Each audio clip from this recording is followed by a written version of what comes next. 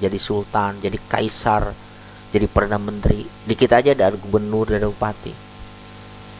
Di dunia bisa mengklaim seseorang bahwa dia sebagai apa? Sebagai penguasa. Tapi ingat, ketika masuk ke dalam akhirat, yang menonjol hanyalah kekuasaan Allah. Allahumma arhamna bil Qur'an. Kita lanjutkan dengan kajian Asmaul Husna. Kemarin kita sampai kepada apa? Ar-Rahman. Berikutnya Al-Malik. Al-Malik artinya yang berkuasa. Sementara itu, nanti kalau menurut siapa, Imam Ghazali lain lagi.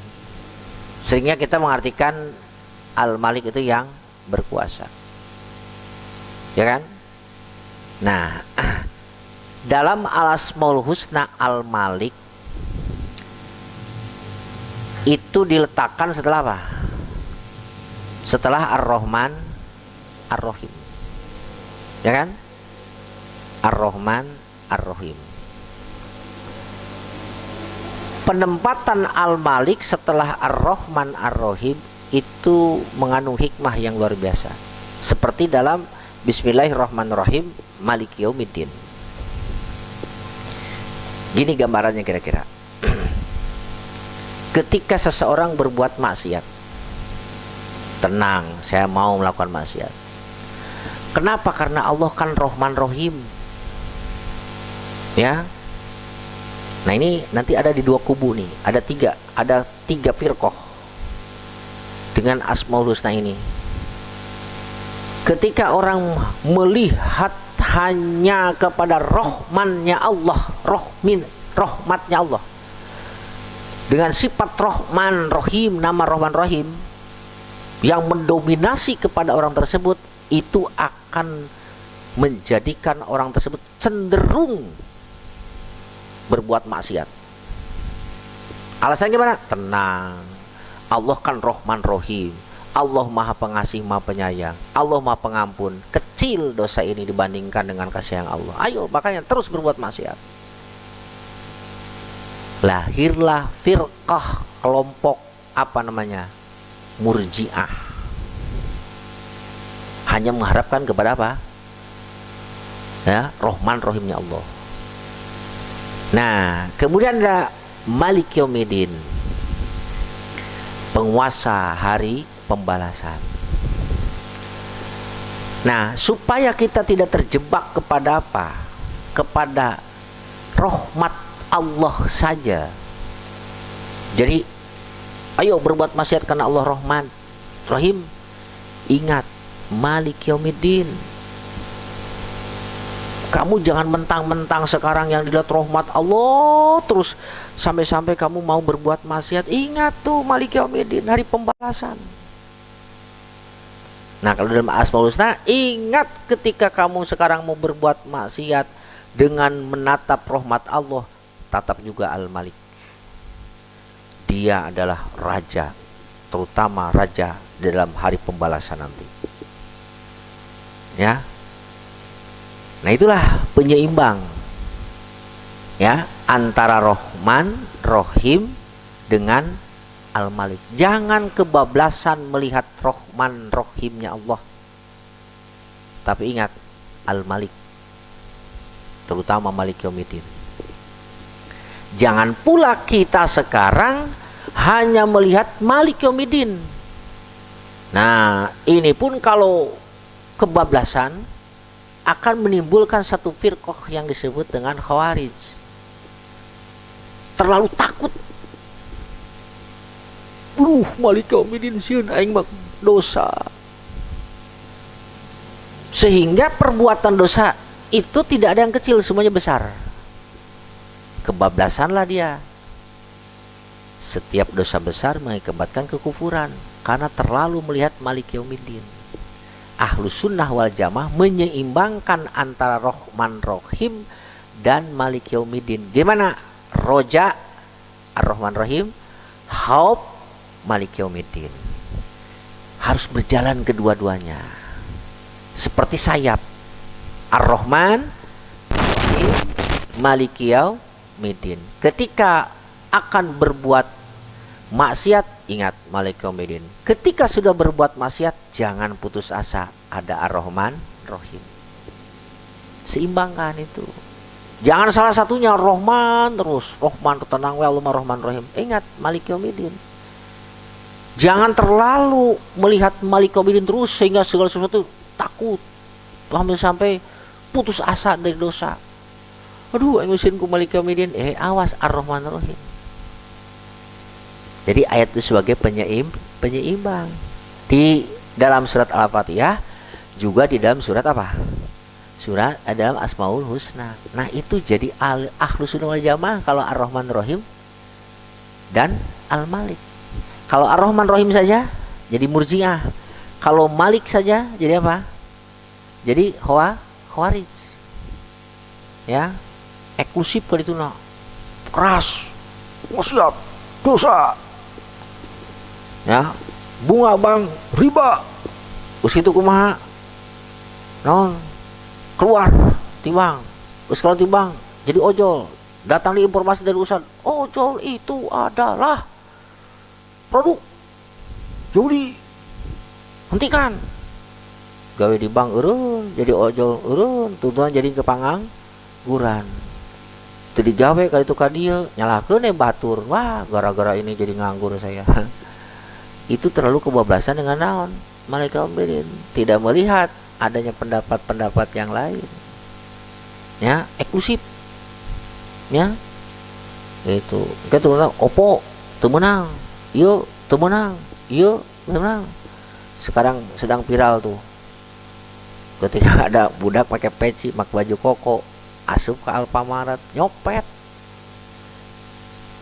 Itu saya enggak di ini. Ketika nyopet gemak, kenapa pencuri? Ini kan produk Yahudi. Kalau produk Yahudi gimana? Ya boleh diambil. Itu kan?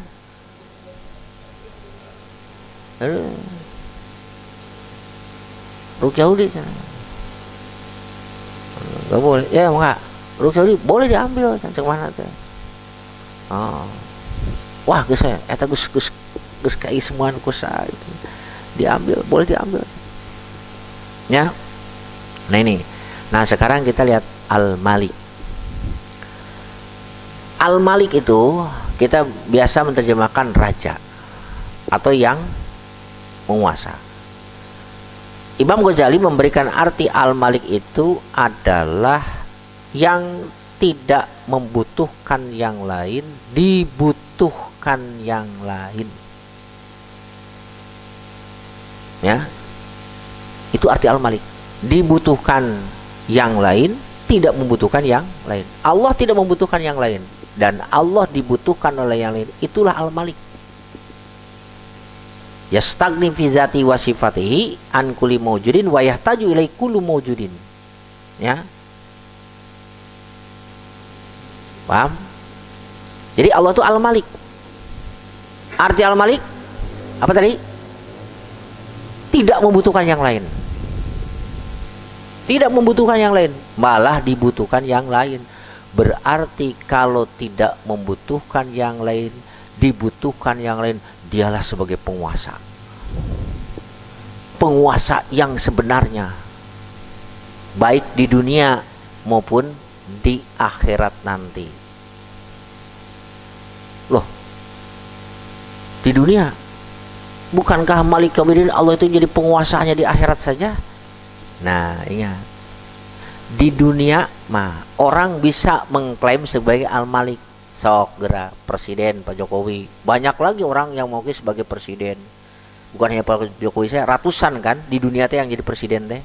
Di Afrika, di Amerika. Ya, presiden Amerika, presiden Kuba. Wah, banyak lah. Kemudian banyak yang mengaku sebagai sultan. Benar, jadi sultan, jadi kaisar, jadi perdana menteri. Dikit aja ada gubernur dan bupati. Di dunia bisa mengklaim seseorang bahwa dia sebagai apa? Sebagai penguasa. Tapi ingat, ketika masuk ke dalam akhirat, yang menonjol hanyalah kekuasaan Allah. Pak Jokowi, Timidi Soekarno, Soeharto, termasuk kepada Gus Dur sekalipun dia kiai, sampai Pak Jokowi, sampai nanti presiden apapun, tidak ada yang bisa berbicara di hadapan Allah. Para malaikat pun hanya berbisik ketika menghadapi Malik Yaumiddin. Jadi di dunia yang manusia bisa menonjolkan diri, saya sebagai raja, saya sebagai penguasa, bisa bersikap sewenang-wenang. Tetapi di hadapan akhirat nanti tidak ada yang bisa berkuasa, hanya Allah. Jangankan kita, Bapak sekalian, manusia berbondong-bondong datang kepada Nabi Adam minta syafaat, datang ke Nabi Ibrahim, datang ke Nabi Musa, datang ke Nabi Muhammad, baru di situ dapat syafaat. Malaikat pun tidak berbicara, illa hamsa, kecuali hanya berbisik. Malaikat Jibril, malaikat Mikail, gimana? Gak tahu. Para Rasul pun sama, pada berbisik. Kepala tertunduk, suara tidak ada satupun. Disitulah Malik Yaumiddin. Ya, sifat menonjolnya Allah yang berkuasa. Jadi Al-Malik itu tadi yang tidak membutuhkan yang lain, dibutuhkan yang lain. Nah, itulah sifat Al-Malik. Ya. Nah, kemudian bagaimana, apa yang harus kita teladani dari sifat Al-Malik ini?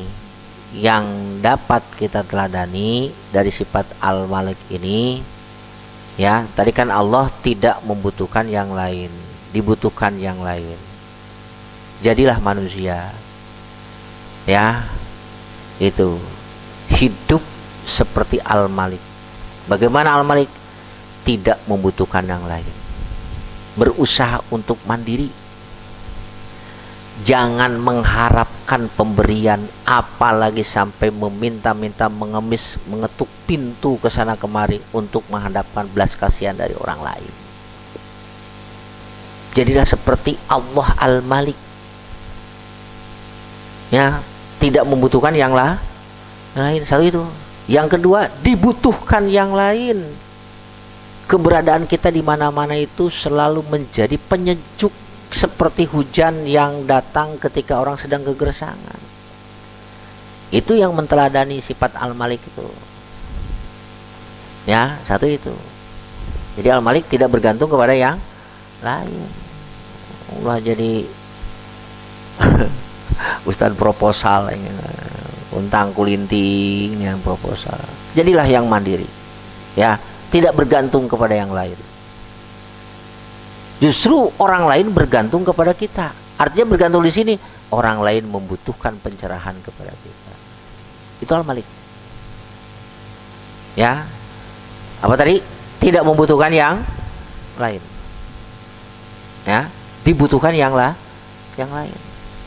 Tidak membutuhkan yang lain, berusaha untuk menjalani kehidupan ini, ya, selalu bergantung kepada siapa? Allah Subhanahu wa taala, tidak bergantung kepada makhluk.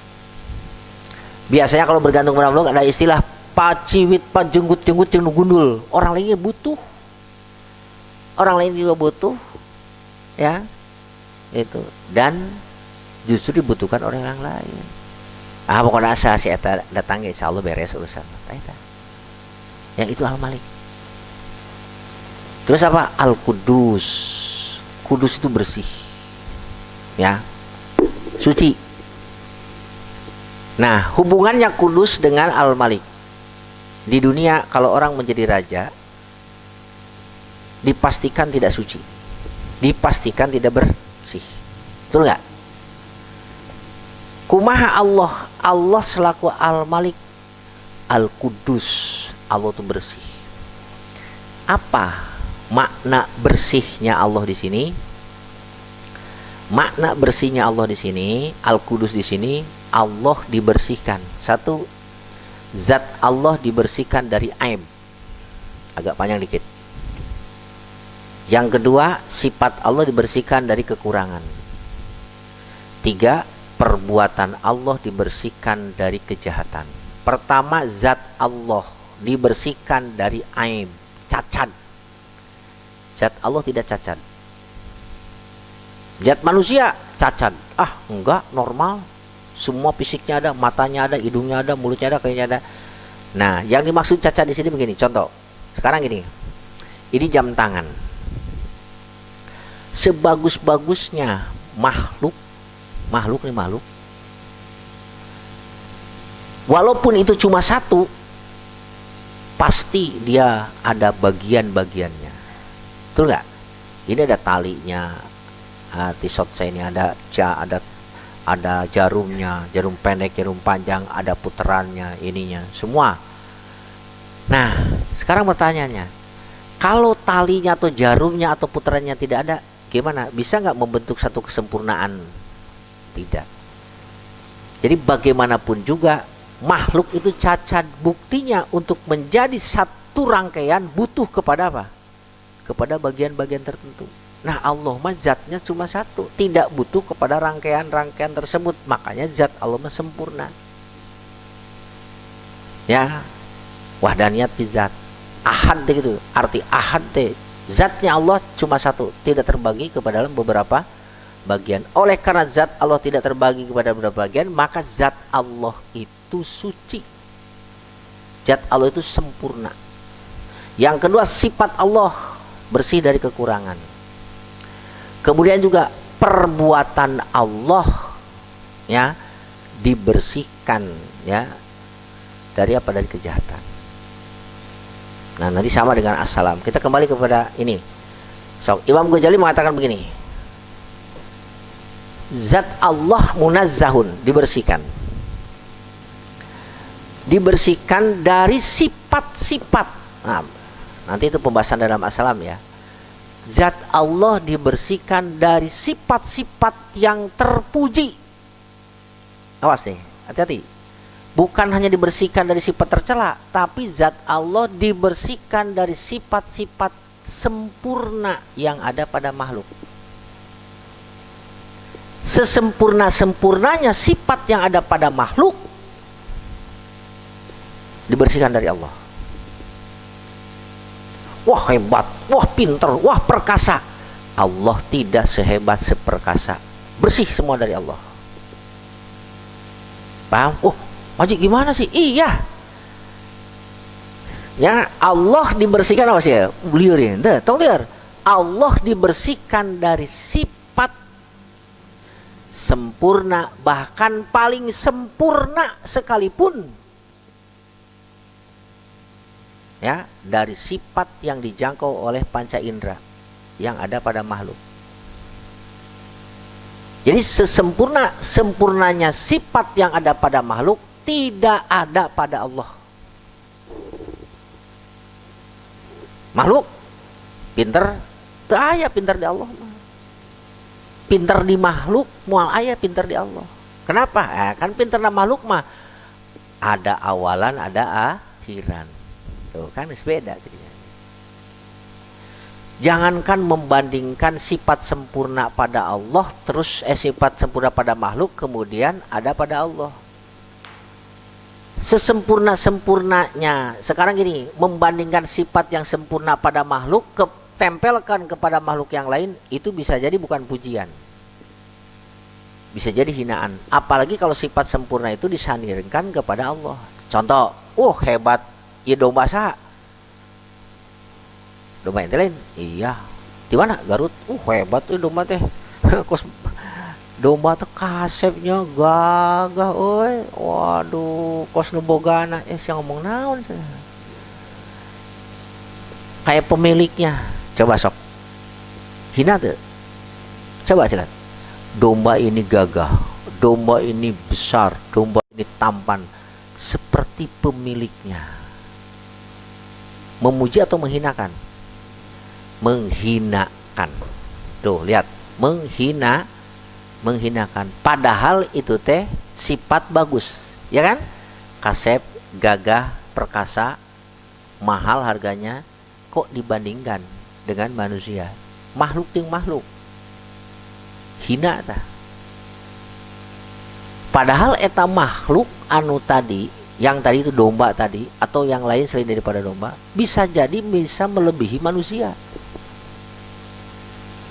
Benar nggak? Sok gerak. Kopi luwak mahal. Kopi luwak kan mahal.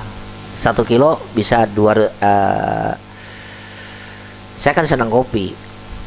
Ya, kopi Sangga Buana, kopi nyobalah kopi Sangga Buana, Ciwidey, Papandayan, Gayo, Aceh Gayo, Bali, ya, anu acan yang ajaran teh kopi Rinjani. Itu kopi Rinjani katanya sekilonya 15 juta. Ya, mahal. Kopi luwak itu 1,5 juta. 1 kilo berarti 100 gram 150.000. Dari mana itu kopi luwak? Ayo. Ya, itu kan beraknya apa? Beraknya musang. Iya kan, musang makan kopi, biji kopi. Terus besoknya dikeluarkan. Itu mahal. Sakilona 1,5 juta. Disangrai. Dibersihin, kemudian di roaster itu ya, dimasak. Setelah dimasak gimana? Ditumbuk 1,5 juta. Coba kalau kopi itu dimakan, ditelan oleh kita, terus besok dikeluarkan, bisa nggak harganya 1,5 juta? Ya kan? Kita kalah sama luwak. Air liur kita nggak ada harganya dibandingkan dengan air liur walet. Air liur walet sekilonya 20 juta. 15 juta, nu super mah 25 juta bisa jadi. Air liur walet, air liur kita nggak ada harganya, bau, ya kan? Kalah kita sama apa? Sama walet. Coba kalau ke hotel berbintang, minta bubur yang dicampur walet, mahal itu, 200-300 ribu satu mangkok. Bubur walet itu, harganya air liur walet mahal, ya. Nah, dengan binatang aja kita kalah. Betul gak? Nah, sekarang bagaimana mungkin mau membandingkan sifat yang terpuji, yang sempurna pada makhluk dengan Allah? Itu penghinaan, bukan pujian kepada Allah. Ya kan? Makanya saya katakan Allah itu bersih dari sifat sempurna yang ada pada makhluk, apalagi dengan sifat tercela. Itu mana kudus, ya. Nah, makna kudus yang kedua, ada lagi pendapat yang kedua, kudus itu benar, bagus, indah. Benar, bagus, indah. Allah itu benar, benar segala apanya, segala perbuatannya, bagus, kemudian indah, ya. Nah, saya singkat aja nih dari Syarah Asmaul Husna. Kemudian dari dua makna tersebut, apa yang harus kita teladani dari Al-Qudus itu? Tadi Al-Qudus kan bersih, ya kan? Dari sifat kesempurnaan. Seorang hamba dapat dikatakan meneladani nama Al-Qudus kalau ilmunya dan kehendaknya dibersihkan. Satu, ilmunya dibersihkan dari kehendak-kehendak, ilmunya dibersihkan dari pengetahuan yang hanya dijangkau oleh panca indera saja. Jadi orang yang kudus yang meniru makna Al-Qudus adalah orang yang selalu berusaha mencapai ilmu yang berhubungan dengan ketuhanan. Satu, mengenal Allah, tata cara ibadah kepada Allah. Yang ketiga, berbudi pekerti kepada Allah. Orang yang ilmunya selalu ke situ, itu Al-Qudus, ya. Kumalamun ilmuna, bagaimana sih caranya badan menjadi kekar, sehat, ya, pokoknya ya silahkanlah maknailah selain daripada itu belum kudus. Yang kedua, irodahnya. Orang yang menteladani nama Allah adalah yang irodahnya, kehendaknya dibersihkan dari kehendak yang bersifat apa? Kemakhlukan. Dibersihkan kehendaknya dari sifat ya yang berhubungan dengan apa? Dengan syahwat. Ya, itu. Dibersihkan kehendaknya dari apa yang berhubungan dengan hal makanan, minuman, atau yang berhubungan dengan isi perut. Saya sangat tercengang nih. Ada perkataan Imam Ghazali dalam kitab Maqsadul Asna. Jangan kaget Bapak sekalian.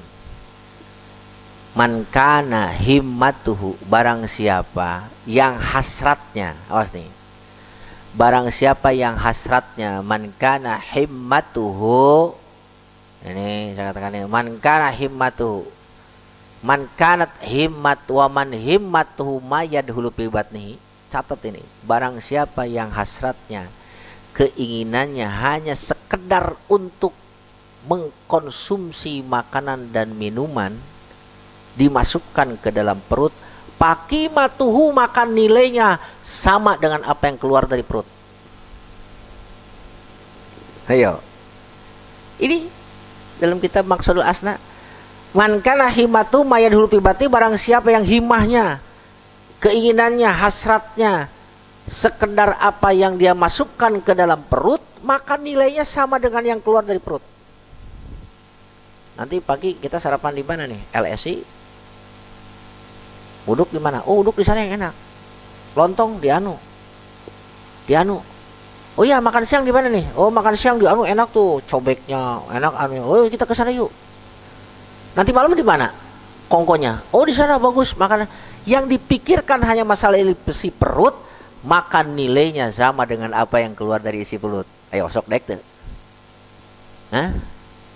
Nah, orang yang kudus, yang menteladani nama Allah Al-Qudus, adalah orang yang tidak menghendaki hal-hal yang ecek-ecek seperti itu. Ya, jadi irodahnya itu bagaimana dibersihkan dari hal-hal yang sifatnya insaniyah, hewaniyah. Ya, itu. Terus juga apa? Orang yang menteladani nama Al-Qudus, irodahnya, kehendaknya tadi dalam hikam selalu berusaha beramal untuk lillah. Itu makna Al-Qudus. Yang kedua apa tadi makna Al-Qudus teh? Benar, bagus, indah. Kita pun bisa menteladani nama Al-Qudus kalau kita berusaha untuk menjadi orang yang benar. Bagaimana untuk bisa menjadi orang yang benar? Berilmu. Berilmu. Yang kedua apa? Kudus teh? Bagus. Bagaimana kita supaya menjadi orang yang bagus? Berbudi pekerti. Bagaimana supaya hidup ini indah? Silahkan menjadi seniman. Jadi orang yang kudus adalah orang yang apa? Berilmu, berbudi pekerti, dan seniman. Atau berilmu, budiman, seniman. Kudus. Ya. Tercukup ku berilmu unggul kalau tidak menjadi budiman. Kalau kita hanya sekedar menjadi berilmu saja, iblis paling berilmu. Kan kemarin sudah disampaikan, andai kata ilmu menjadi suatu tolak ukur tanpa dengan ketakwaan, iblislah makhluk Allah yang paling utama, paling mulia. Sebab iblis paling berilmu, tapi karena tidak ada apa? Tidak ada ketakwaan. Makanya makna yang kedua menteladani nama Allah Al-Qudus apa tadi? Ayo kita sama-sama menjadi orang berilmu, budiman, seniman. Jadi kita ilmuwan, apa tadi? Budiman, seniman. Ketika Anda menjadi seorang ilmuwan, budiman, seniman, jadikanlah itu sebagai alat untuk mencari ridha Allah. Silakan. Ya budiman, waduh, oi ilmuwan. Di samping ilmuwan, budiman, berbudi pekerti. Terus yang terakhir apa? Seniman. Perlu seni? Ya perlu. Seni. Adan oh gitu pakai seniman. Kumaha coba sok. Allahu Akbar, Allahu Akbar. Allah Akbar. Allah Akbar. Sudah la ilaha illallah. Sudah la ilaha illallah. Sudah nama Rasulullah. Hayal sholah, hayal palah. Hayal sholah, hayal sholah, hayal palah, hayal palah. Allah Akbar, la ilaha illallah. Itu enaknya. Itu enak. Berilmu, berakhlak, adanya bagus, menghadap kiblat gitunya, suci dari hadas, tapi teu make seni. Itu enak. Jadi hidup itu kolaborasi. Sok. Jadi Al-Qudus mah begitu. Meneladani nama Allah Al-Qudus. Yang kedua tadi apa? Ilmuwan. Menjadi budiman. Menjadi seniman. Semuanya digunakan alat untuk mencari ridha Allah. Wallahu a'lam bishawab.